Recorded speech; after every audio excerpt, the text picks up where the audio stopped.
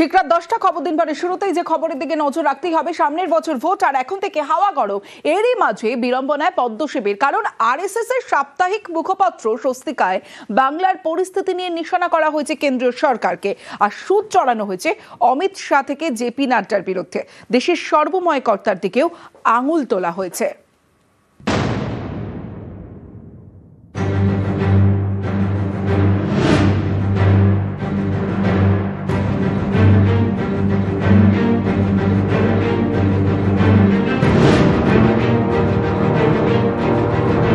একুশে স্বপ্নভঙ্গ, 24-এও তাই।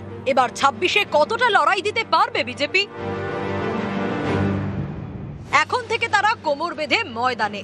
এরই মাঝে বিস্ফোরক আরএসএস।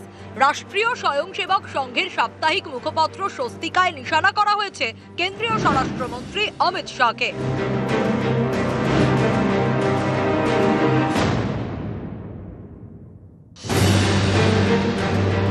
3রা নভেম্বর প্রকাশিত আরএসএস এর সাপ্তাহিক মুখপত্রে লেখা হয়েছে,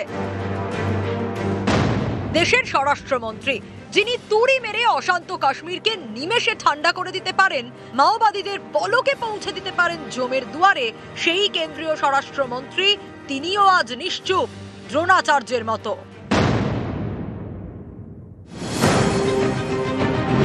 আরএসএস এর মুখপত্রে দাবি করা হয়েছে, প্রকৃতপক্ষে পশ্চিমবঙ্গে আজ চলছে মধ্যযুগীয় ইসলামী শাসন, কিন্তু দেশের স্বরাষ্ট্র মন্ত্রকের ভূমিকা কি? ভারতের একটি অঙ্গরাজ্যে এই অত্যাচারের বিরুদ্ধে তারা কি পদক্ষেপ নিয়েছে? বাঙালি হিন্দু প্রতিদিন আক্রমণের শিকার, প্রতিবাদ জানাতে গেলে তাদের মিছিল আক্রান্ত হচ্ছে, রাজ্যের পুলিশ মারছে, জেহাদিরা মারছে, তবুও কেন্দ্রীয় স্বরাষ্ট্র মন্ত্রক চুপ কেন? পশ্চিমবঙ্গ কি ভারতের বাইরে?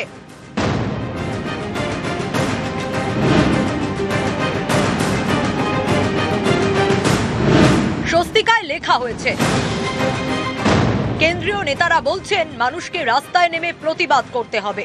অদ্ভুত তত্ত্ব। সাধারণ মানুষকে যদি জেহাদি গুন্ডাদের বিরুদ্ধে লড়তে হয়, তবে তারা কি করবেন? তাদের ভোট দিয়ে ওই চেয়ারে বসানো হয়েছে কেন?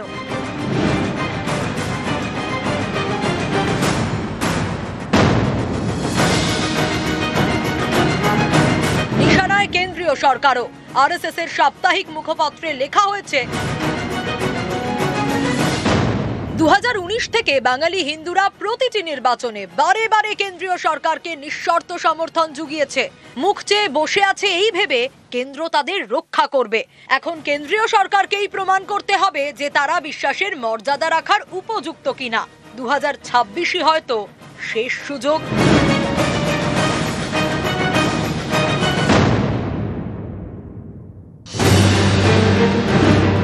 আরএসএস এর পত্রিকায় লেখা হয়েছে, কবছর আগে বিজেপির সর্বভারতীয় সভাপতি জেপি নাড্ডা ডায়মন্ড হারবার যাওয়ার সময় আক্রমণের শিকার হয়েছিলেন।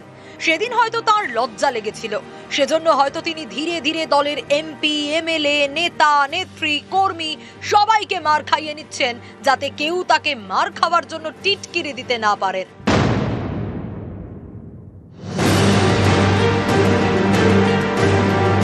রাষ্ট্রীয় স্বয়ংসেবক সংঘের সাপ্তাহিক পত্রিকায় লেখা হয়েছে,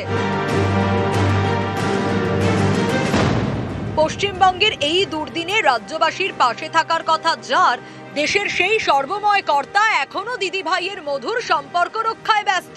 এতে নাকি দেশের গণতন্ত্রের ভিত শক্ত হয়, কেন্দ্র ও রাজ্যের মধুর সম্পর্ক পাকাপোক্ত থাকে। তাই তিনি বঙ্গজননীর আর্তনাদ না শোনার প্রতিজ্ঞায় অটল। সর্বময় কর্তা বলে ঠিক কাকে নিশানা করা হয়েছে? এ প্রশ্ন অনেকেরই। আরএসএস এর বক্তব্য নিয়ে বা আরএসএস এর মুখপত্রে কোনো লেখা নিয়ে বক্তব্য রাখার অধিকারী আমি নই। ওখানে যারা পাবলিশার্স আছেন, যারা কার ইয়েতে মুদ্রণ হয়, তিনি বক্তব্য রাখতে পারেন, আমার অধিকার নেই বক্তব্য রাখতে। আরএসএস এর মুখপত্র স্বস্তিকায় যেভাবে সমালোচনা বা নিশানা করা হয়েছে, তাতে 26-এর নির্বাচনের আগে বেশ খানিকটা বিড়ম্বনায় এই মুহূর্তে বিজেপি, এমনটাই মনে করছেন অনেকে। ক্যামেরায় খোকনের সঙ্গে সুস্মিতা, নিউজ 18 বাংলা, কলকাতা। চক্রবুহে দিল্লি, ভারতের পড়শিরাই বারবার ছুরি মারছে। এবার আবার দোসর হয়েছে তুরস্ক। অপারেশন সিঁদুরের সময় পাকিস্তানকে অস্ত্র জুগিয়েছিল তুরস্ক, আর এবার দিল্লি বিস্ফোরণে জড়িত ডাক্তার গ্যাংয়ের সঙ্গে মিলেছে ইস্তাম্বুল কানেকশন।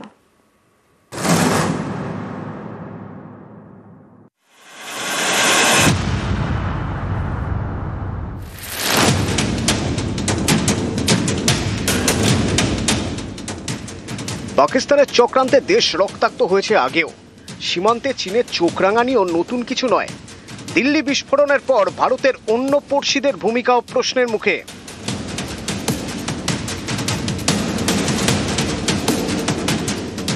পাকিস্তান, চীন, বাংলাদেশ, আফগানিস্তান, তুরস্ক, এই সব দেশের জঙ্গিদের টার্গেট দিল্লি। রাজধানীতে বিস্ফোরণে এই সব দেশেরই যোগ উঠে আসছে। দিল্লি বিস্ফোরণে নাম জড়িয়েছে একের পর এক ডাক্তারের। সেই সূত্র ধরে এগোতে গিয়ে দেখা যাচ্ছে হ্যান্ডলার পাকিস্তানের। বৈঠক হয়েছে তুরস্কের রাজধানীতে। দুই বাংলাদেশি চিকিৎসকের যোগ পাওয়া যাচ্ছে। সন্দেহভাজন মাস্টারমাইন্ড বসে আছে আফগানিস্তানে। এখানেই প্রশ্ন, যেসব দেশে বসে গত ৩-৪ বছর ধরে ভারতে জঙ্গি হামলার ছক হচ্ছে, সেই সব দেশের গোয়েন্দা সংস্থা কি কিছুই টের পায়নি? আগেও দেখা গিয়েছে পাকিস্তানকে অস্ত্র দিয়ে সাহায্য করেছে চীন ও তুরস্ক। হাসিনা সরকার পতনের পর বাংলাদেশের সঙ্গেও সেই আগের সুসম্পর্ক ভারতের নেই। যে ভারতের হাত ধরে বাংলাদেশের জন্ম, সে দেশে এখন ভারতের জন্য শুধুই বিদ্বেষ। পাকিস্তানে ঘাঁটি গেড়ে বসে থাকা জঙ্গিরা বাংলাদেশের মাটি ব্যবহার করে ভারতের সন্ত্রাসবাদীদের ঢোকানোর হুমকি দিয়েছে। দিল্লি বিস্ফোরণে জড়িত এক ডাক্তার আত্মঘাতী জঙ্গি, জালে আরো 7 doctor. Doctor gang: Adil Ahmed Rather, Sajjad Ahmed, Muzammil Shakeel, Shaheen Saeed, Tajamul Malik, Farooq Ahmed Dar, Parvez Ansari. প্রাথমিকভাবে গোয়েন্দাদের মনে হয়েছিল এক কাশ্মীরি মৌলবী এইসব হোয়াইট কলার জঙ্গি অর্থাৎ তথাকথিত শিক্ষিতদের ব্রেন ওয়াশ করেছিল।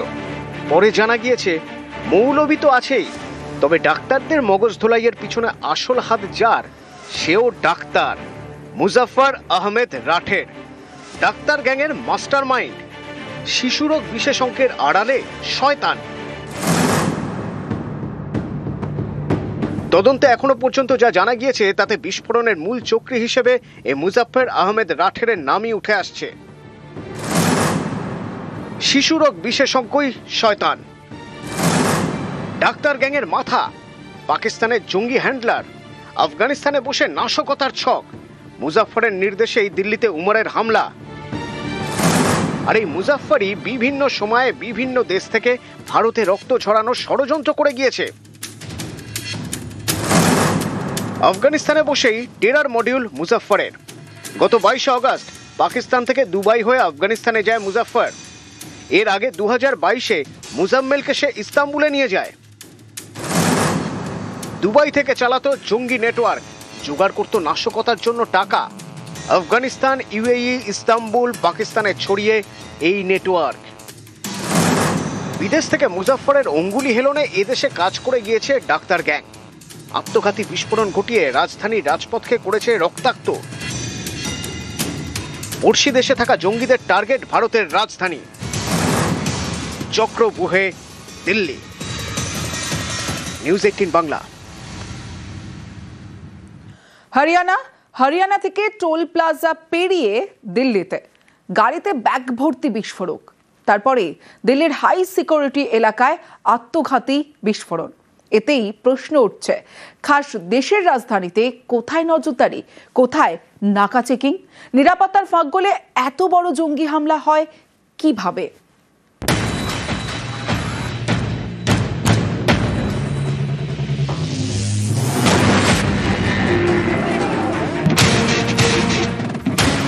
সাদা রঙের হুন্ডাই i20। গত সোমবার এই গাড়ি বিস্ফোরণ রক্তাক্ত করে রাজধানীর রাজপথ। প্রাণ হারান অনেকেই। এই গাড়িতেই ছিল আত্মঘাতী জঙ্গি উমর নবী। ঘটনার দিন অর্থাৎ 10ই নভেম্বর হরিয়ানা থেকে দিল্লিতে এই গাড়ি নিয়ে ঘুরে বেরিয়েছে আত্মঘাতী জঙ্গি। তদন্তকারীরা জানতে পেরেছেন এই গাড়িতেই বিস্ফোরক নিয়ে দিল্লিতে ঢোকে উমর। এই দেখুন, চালকের আসনে উমর নবী আর তার পিছনের সিটে রাখা বড় ব্যাগ। দিল্লি হরিয়ানার মাঝে বদরপুর বর্ডার। এই বদরপুর হয়েই গাড়িটি ঢোকে দিল্লিতে। বদরপুর টোল প্লাজায় টাকা দেয় আত্মঘাতী জঙ্গি উমর নবী, কিন্তু ফাস্ট্যাগ ব্যবহার করে নয়। এই দেখুন, টোল প্লাজায় নগদ দিচ্ছে উমর নবী।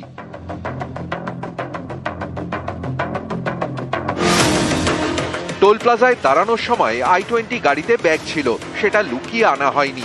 ব্যাগটি রাখা গাড়ির ব্যাক সিটে। সিসি ক্যামেরাতেও সেই ব্যাগ দেখা গিয়েছে। ঘটনার দিন অর্থাৎ গত সোমবার দুপুর 2টো নাগাদ দিল্লির কনট প্লেসে যায় গাড়িটি। এই কনট প্লেসের থেকে মাত্র 3 কিলোমিটার দূরে সংসদ ভবন, হাই সিকিউরিটি জোন। এরপরে ময়ূক বিহার, সেখানেও সিসি ক্যামেরাতে দেখা যায় i20 গাড়ি। সবশেষে লালকেল্লার কাছে পার্কিং লটে, সেখানে প্রায় 3 ঘন্টা দাঁড়িয়ে গাড়িটি। ভিতরেই ছিল আত্মঘাতী জঙ্গি উমর নবী। তারপরে লালকেল্লা মেট্রো গেটের কাছেই বিস্ফোরণ। দিল্লি, দেশের রাজধানী। দিল্লির দিলে লালকেল্লা, সংসদ ভবন, সব সময় আঁটো-সাঁটো নিরাপত্তা। নিরাপত্তার একাধিক স্তর, 24 ঘন্টার নজরদারি। রাস্তায় রাস্তায় নাকা চেকিং। সেসব কোথায় গেল? পুলিশ কি করছিল? গোয়েন্দারা কি কিছুই টের পেলেন না? কিভাবে এত নজরদারি এড়িয়ে বিস্ফোরক নিয়ে দিল্লিতে ঢুকে পড়ল উমর নবী? শুধু ঢুকে পড়াই নয়, দিনভর এদিক ওদিক ঘুরে বেড়ালো। কেন কোথাও পুলিশের নজরে পড়ল না? রাজধানীর নিরাপত্তায় গাফিলতি নিয়ে প্রশ্ন অনেকের। নিউজ 18 বাংলা। নাশকতার রেইকে আদিলের বিস্ফোরণের আগে দিল্লিতে জঙ্গি আদিল। 31 অক্টোবর জম্মু কাশ্মীর থেকে দিল্লিতে ধৃত আদিল। বিমানে জম্মু কাশ্মীর থেকে দিল্লিতে আদিল। রাজধানীতে একদিন ছিল ধৃত ডাক্তার জঙ্গি। 1 নভেম্বর সাহারানপুরে যায় এই আদিল।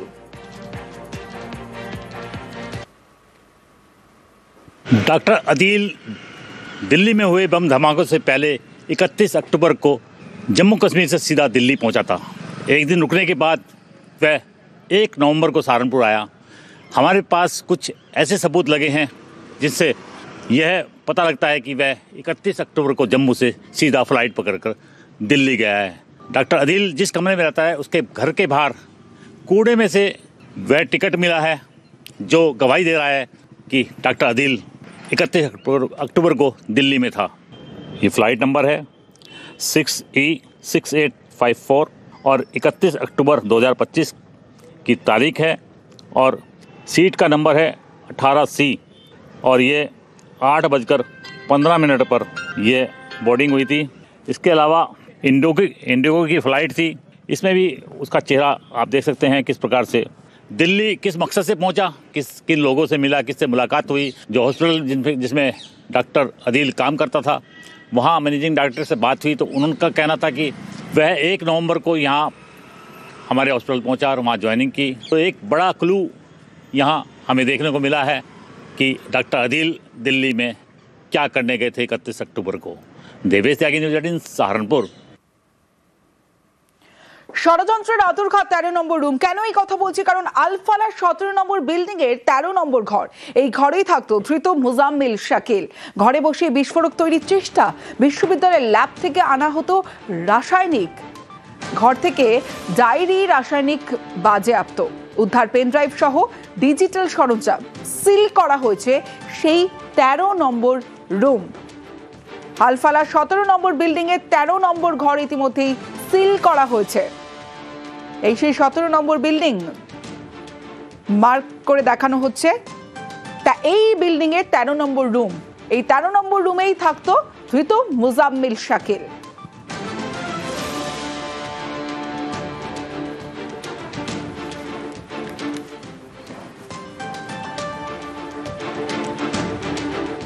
ইতিমধ্যেই ভুল তথ্য দেওয়ার অভিযোগে শোকজ করেছে ন্যাক, কারণ বিশ্ববিদ্যালয়ের বিরুদ্ধে ভুল তথ্য দেওয়ার অভিযোগ।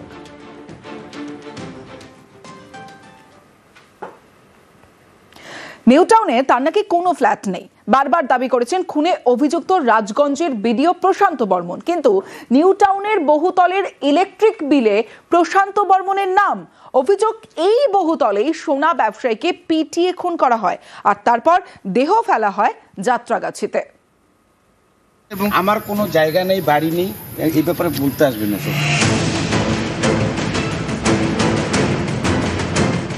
সোনা ব্যবসায়ীকে খুনে অভিযুক্ত রাজগঞ্জের বিডিও প্রশান্ত বর্মন। অভিযোগ, নিউ টাউনের এই বহুতলে তুলে এনে তাকে খুন করা হয়। এই বহুতলটি নাকি প্রশান্ত বর্মনের। তিনি অবশ্য বারবারই একথা অস্বীকার করেছেন। আমার কোনো ফ্ল্যাট নেই, এক নম্বর কথা। দু নম্বর কথা, পুরোপুরি অভিযোগটাই মিথ্যা এবং চক্রান্তের শিকার। আমি তো এত বোকা নই, আইন তো জানি, আইনকে এখনো আমি হাতে নিতে পারবো না। বিডিও প্রশান্ত বর্মনের দাবি, নিউ টাউনের বহুতল তার নয়। এবার দেখুন এই বিল, বহুতলের ইলেকট্রিক বিল। ইলেকট্রিক বিলের নাম প্রশান্ত বর্মন।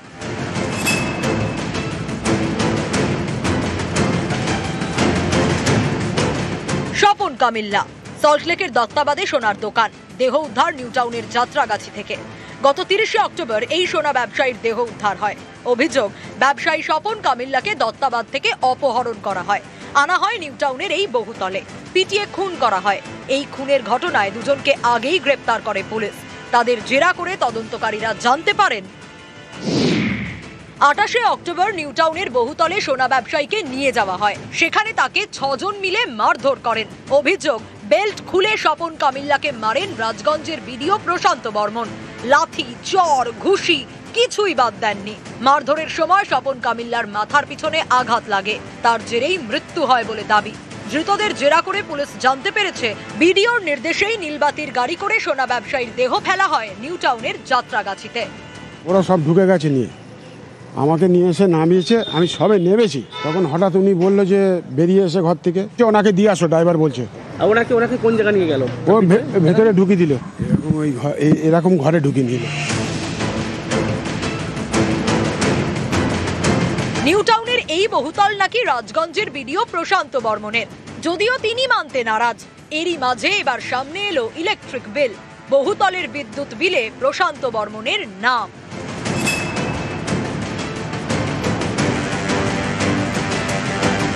জানিয়েছিলেন নিউ টাউনে কোনো তার ফ্ল্যাট নেই, কিন্তু সেই ফ্ল্যাটের যে নথি একেবারে তার নামেই, প্রশান্ত বর্মন তার নামেই মিটার একেবারে স্পষ্ট লক্ষ্য করা যাচ্ছে। এবং এখনো পর্যন্ত ভিডিওর পক্ষ থেকে এই সমস্ত যাবতীয় অভিযোগ অস্বীকার করা হচ্ছে। ক্যামেরায় মনোজ কুমারের সঙ্গে অনুপ চক্রবর্তী, নিউজ 18 বাংলা, কলকাতা। রাজগঞ্জের বিডিওর গাড়ির ড্রাইভার এবং ঠিকাদার আগেই গ্রেফতার। এবার গ্রেফতার কোচবিহার 2 নম্বর ব্লকের তৃণমূল সভাপতি। কিন্তু ব্যবসায়ী খুনে অভিযুক্ত বিডিওকে আজও পুলিশ ধরেনি। কিন্তু কেন বিডিওকে গ্রেফতার করা হচ্ছে না, প্রশ্ন পরিবারের।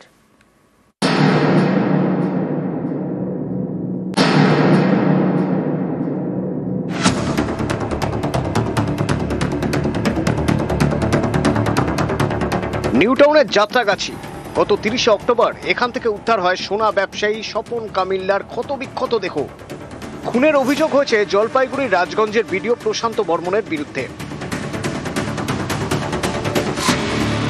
এই ঘটনায় আগেই বিডিওর গাড়ি চালক রাজু ঢালি এবং বিডিও ঘনিষ্ঠ বলে পরিচিত ঠিকাদার তুফান থাপাকে গ্রেপ্তার করে পুলিশ।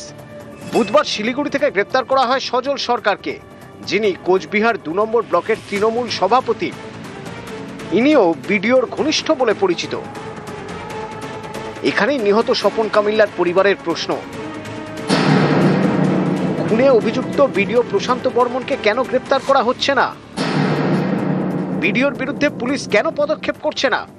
সবাই গ্রেপ্তার হচ্ছেন, কিন্তু প্রশান্ত বর্মা ও বিডিও, আমার স্বামী যে হত্যাকারী, সে গ্রেপ্তার হচ্ছে না কেন? আমি চাই প্রশান্ত বর্মা ও বিডিও সে গ্রেপ্তার হয়। রাজগঞ্জের বিডিওর বিরুদ্ধে খুনের অভিযোগ, এফআইআর হয় 1 নভেম্বর। তারপর এত দিন কেটে গেল,